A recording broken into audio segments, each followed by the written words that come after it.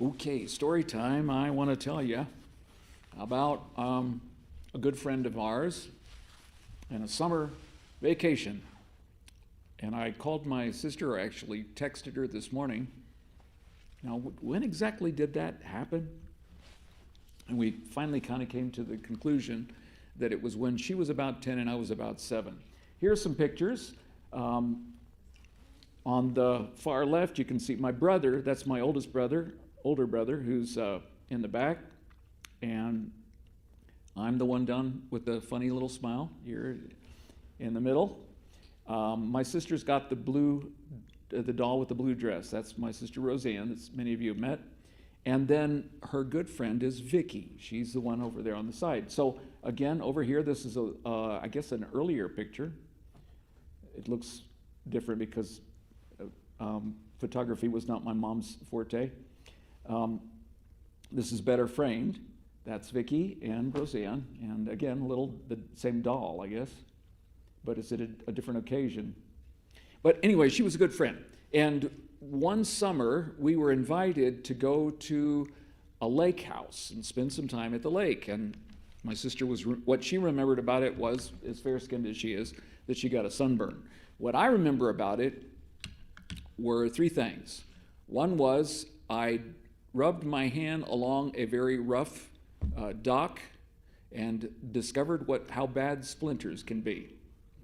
And I remember my mom having to pick them out of my hand with a needle and got those out. So I learned a valuable lesson about running my hand over wood that I don't know, how smooth it might be.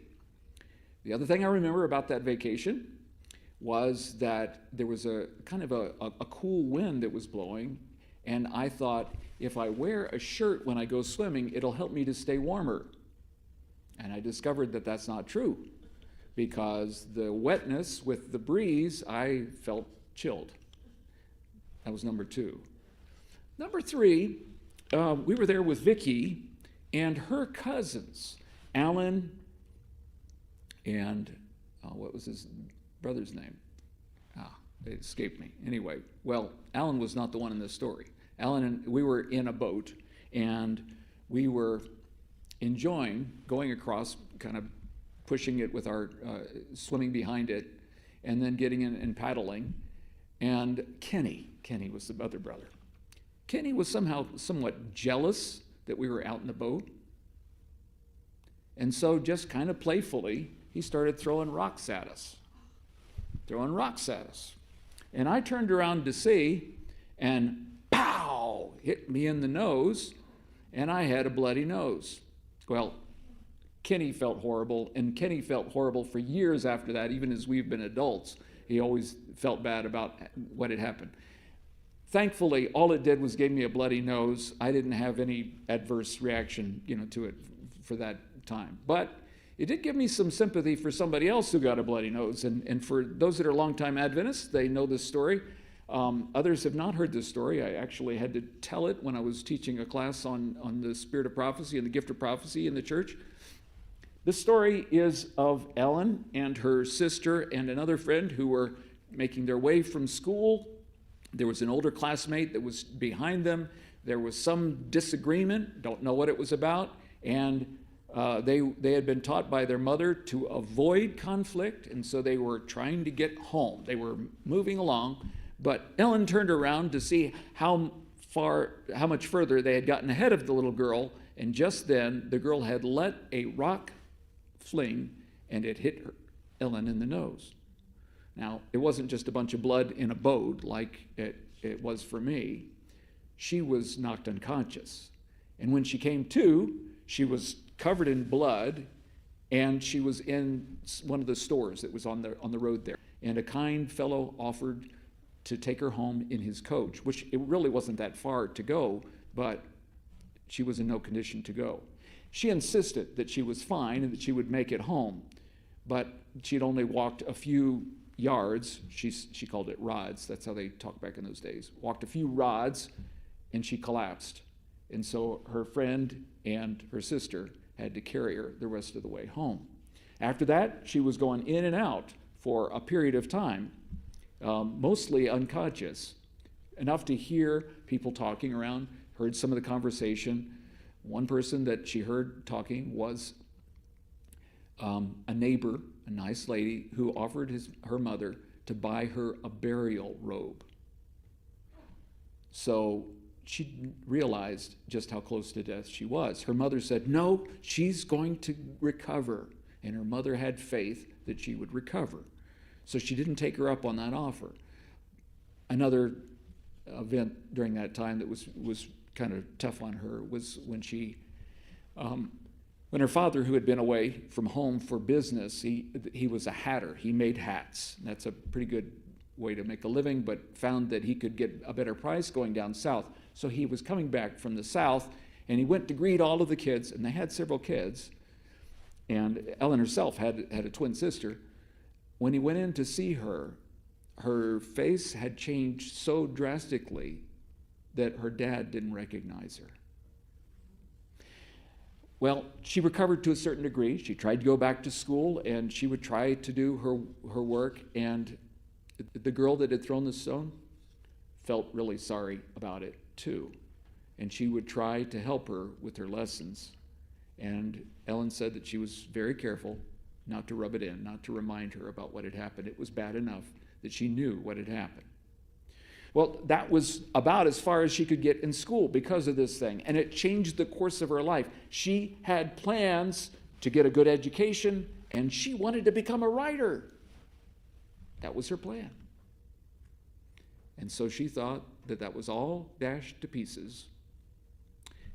Not going to go into the rest of her life, but she had a couple of dreams. You can read about this in early writings. And the dreams, one was that she wasn't ready when Jesus came, and that scared her. And the other dream that she had was that she was invited to go up a stairway and go into this room at the top of these narrow stairs, and there she met Jesus. And his acceptance and his love for her, he put his hand on her head and told her not to be afraid. It was a whole different contrast between the two dreams that she had. So she went and she told her mother about her dreams. She told her mother that, how she couldn't make sense of those two things. And the mother suggested that she go and talk with a pastor who was, at that time, both a Methodist, which was the denomination they went to, and also an Adventist, because he believed that Jesus was coming. She went in and told him all about it. She talked about the struggles that she had had as a result of this event with the girl, and she told him about the dreams. And he said, "Oh, Ellen, God has got something special for you."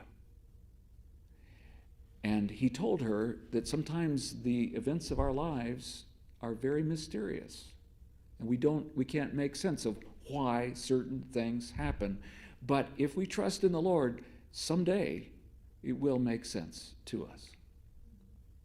Well, that was her lesson from that event. And later on, she said, I did see, because the truth was, her trajectory was her education, but when she had this terrible accident, it made her reach out to God in a way that she would not have done had she had everything else going well.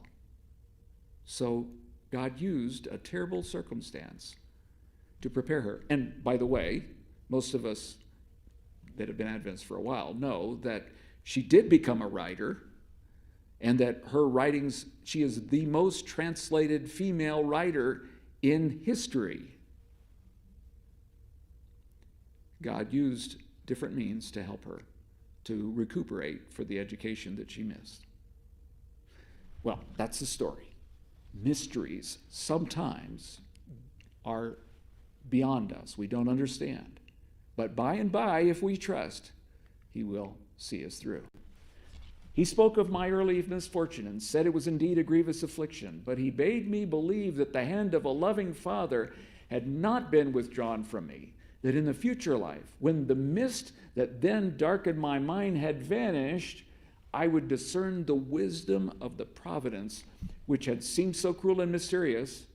Jesus said to his disciples, "What I do thou knowest not now, but thou shalt know hereafter." In the great future, we should no longer see as through a glass darkly, but come face to face with the mysteries of divine love.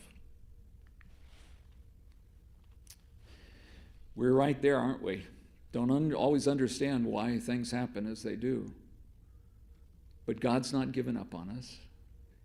He has a plan. He can see us through. And sometimes it's in spite of the difficulties.